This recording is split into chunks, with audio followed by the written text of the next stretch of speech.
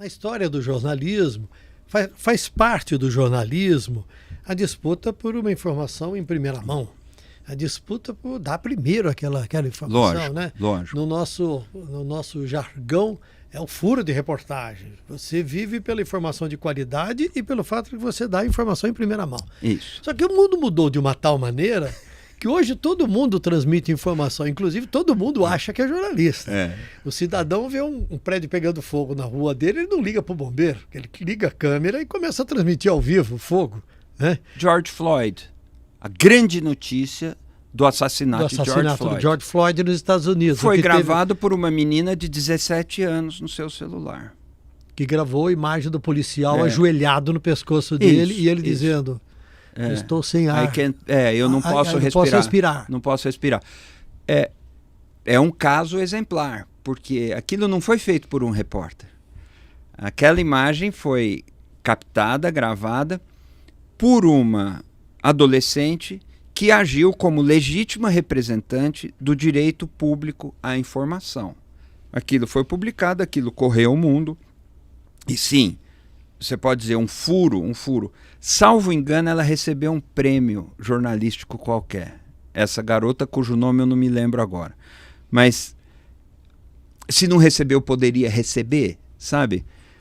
Agora, essa função, ela um pouco deixa de existir.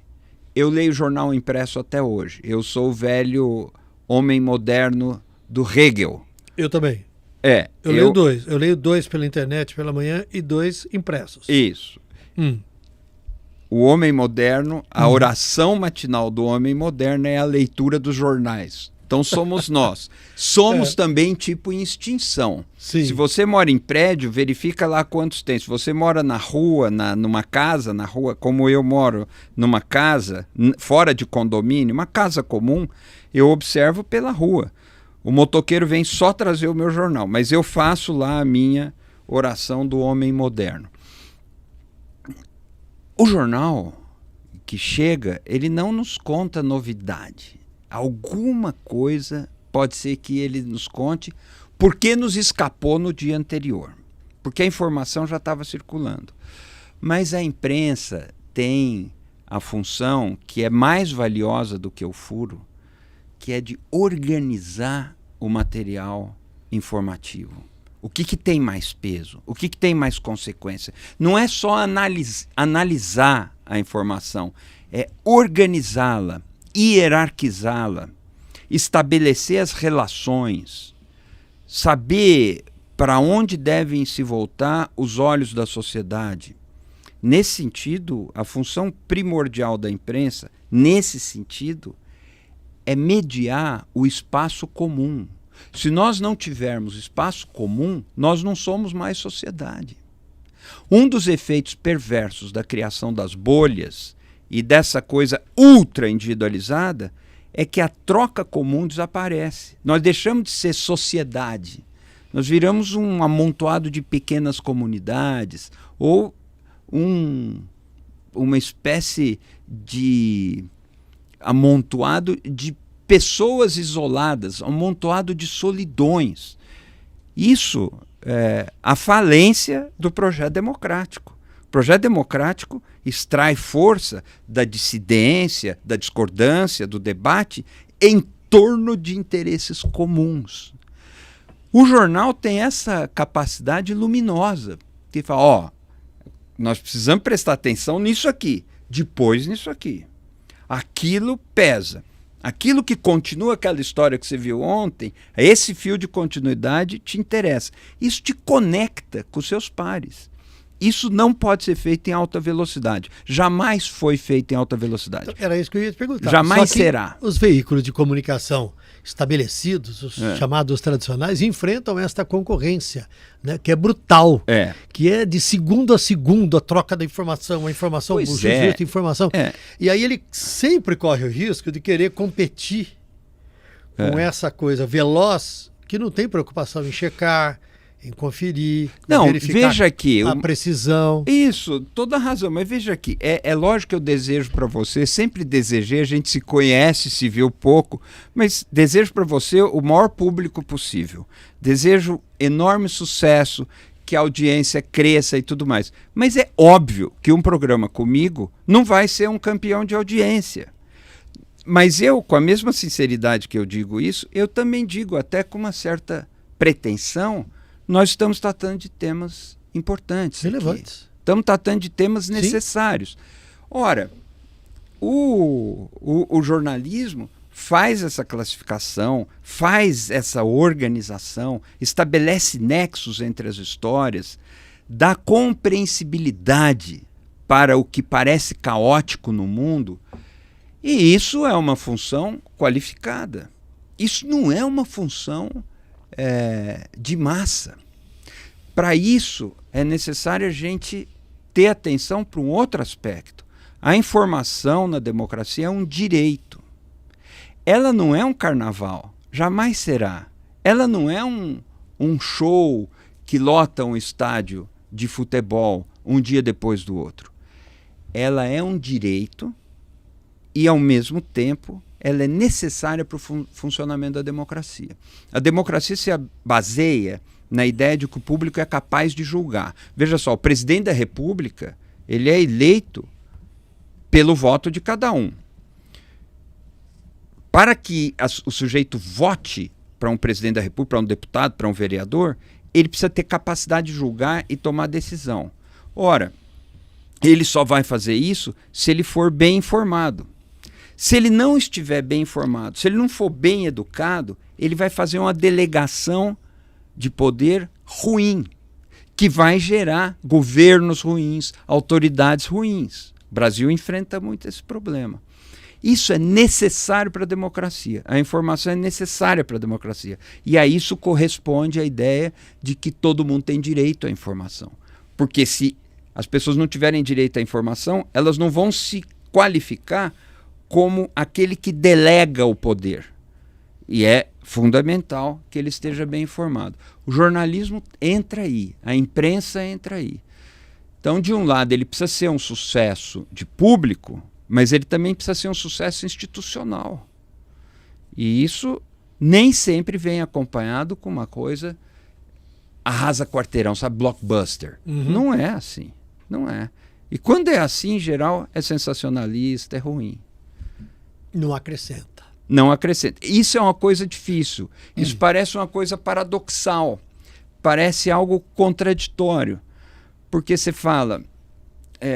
então você está me dizendo que o jornalismo é para uma elite, que o jornalismo é para poucos? Não, de forma nenhuma. Eu não estou dizendo isso. Mas estou dizendo que nem todos vão se aprofundar nas histórias, vão querer ir a fundo em certos assuntos. E, em grande medida, a imprensa é necessária também por causa disso. Ela precisa trazer o grande público para olhar o que é importante. Para isso conta estrutura de informação em empresas de comunicação pública. Você veja que sociedades altamente sólidas em democracia, como a Alemanha, como o Reino Unido, França, têm equipamentos muito bem estruturados de comunicação pública. É uma comunicação sem fins comerciais.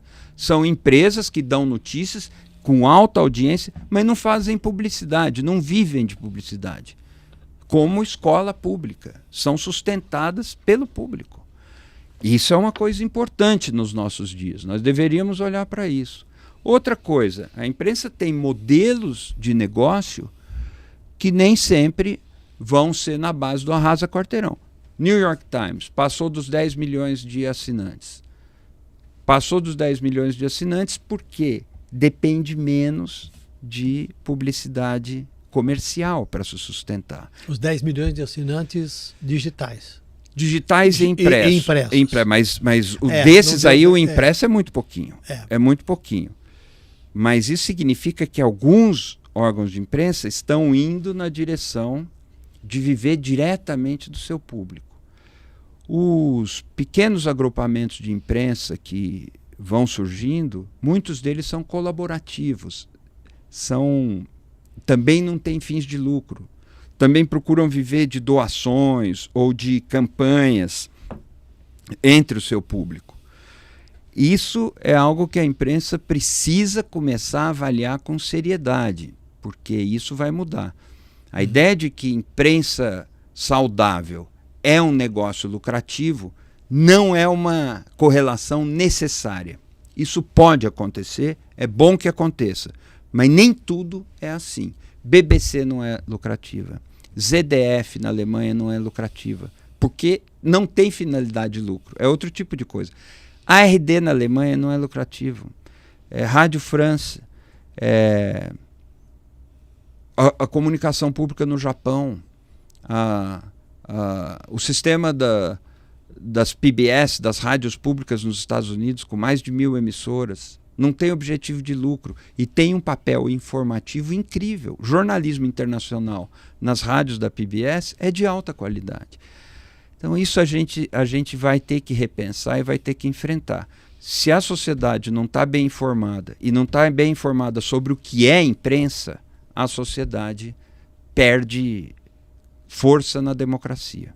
E aí... Eu queria falar com você sobre isso, né? Você disse há pouco que a imprensa é necessária para o funcionamento da democracia, mas lembrou um pouco antes os grandes desafios que estão diante da imprensa no mundo todo, né? Queria que você relembrasse esses desafios e este problema e qual é o caminho para sair disso, ou melhor, será que a democracia junto com a imprensa estão ameaçadas por esses rumos assim, muitas vezes radicais, extrema-direita ou fascistas até, que em muitos países adotam ou tentam adotar? Não tem dúvida nenhuma de que a democracia está ameaçada. Não há dúvida sobre isso, é um fato. Eu sei que algumas pessoas vão dizer, você está exagerando, hoje todo mundo quer ser o guardião da democracia, todo mundo quer ser o protetor da democracia. Existe um certo deboche com relação a esse discurso, e é democrático que exista esse deboche, mas a democracia está ameaçada. Você pegar todos os institutos, todos, que avaliam a democracia a partir de indicadores objetivos, como o VDEM, tem vários.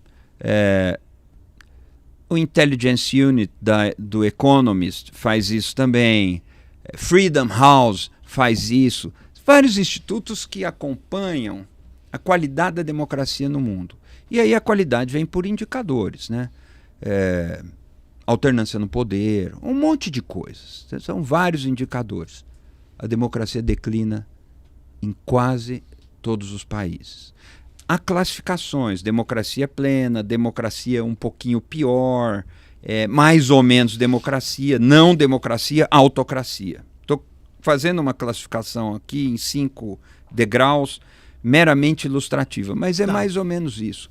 Há países que descem de nível e países que vão entrando num patamar complicado de democracia. Os Estados Unidos vivem uma situação assim. Os direitos estão assegurados, o cidadão tem onde reclamar os seus direitos. Quando ele reclama, esses direitos são atendidos. Isso é a democracia está com problemas. No mundo todo está com problemas. Ao lado disso, há um crescimento do discurso autoritário, com muita carga de preconceito, com muita carga de ódio. São fenômenos aparentemente paralelos, aparentemente coincidentes. De sorte que, sim, há um problema da democracia. Esse problema da democracia está ligado, de alguma maneira, a um crescimento da intolerância, da autocracia, e isso vem junto com perseguição à imprensa, perseguição à universidade, perseguição à justiça, ao Instituto da Justiça, à existência do Poder Judiciário independente. E é interessante, uma perseguição à ciência. Infelizmente, nós vimos isso no Brasil, um discurso vindo da esfera política com o objetivo de desacreditar cientistas, como se os cientistas fossem manipuladores dos destinos das pessoas, como se os cientistas fossem agentes mal intencionados para tornar mais grave uma pandemia que não era tão grave assim. Isso tudo nós vimos. E isso acontece em muitos lugares, os traços se reproduzem. É um fenômeno típico que acontece em muitos lugares. Ora, isso significa que, sim, a democracia enfrenta uma crise com medição objetiva e, sim, há um crescimento de uma extrema-direita não democrática, de uma ultradireita que repudia o funcionamento da democracia, e esse crescimento vem junto com perseguição à imprensa, vem junto com... Desqualificação da imprensa. Né? Desqualificação, mas perseguição física. Perseguição física, sim. Física, prisão de jornalista. Maria Ressa, prêmio Nobel, perseguida no seu país, vai estar aqui em breve. Tem tantos casos, jornalistas que são mortos, que... isso aí forma, eu te diria, um complexo reconhecível, porque ele se reproduz em lugares diferentes. De forma que disso não há dúvida. Isso está acontecendo. Como é que nós vamos sair disso? É um ótimo debate, né? É um ótimo debate. Como nós vamos fortalecer a imprensa? Como nós vamos proteger a imprensa? Eu discuti até recentemente com representantes do Ministério Público de São Paulo, envolvidos num projeto do maior significado, que é um projeto de proteção da imprensa, fazendo uma contribuição essencial vinda do Ministério Público. Olha só. Então, tudo isso pode nos apontar caminhos, mas é muito difícil. Vai ser muito difícil. É um caminho longo, caminho duro. E improvável, mas porque a coisa pode piorar um pouco ainda. Olá, eu sou o Carlos Tramontina. Gostaram do corte? Então se inscrevam no canal, curtam, compartilhem, falem com os amigos. E se quiserem ver o episódio inteiro, é só ir lá no Flow News. Vocês vão encontrar tudo o que estão buscando. Um abraço.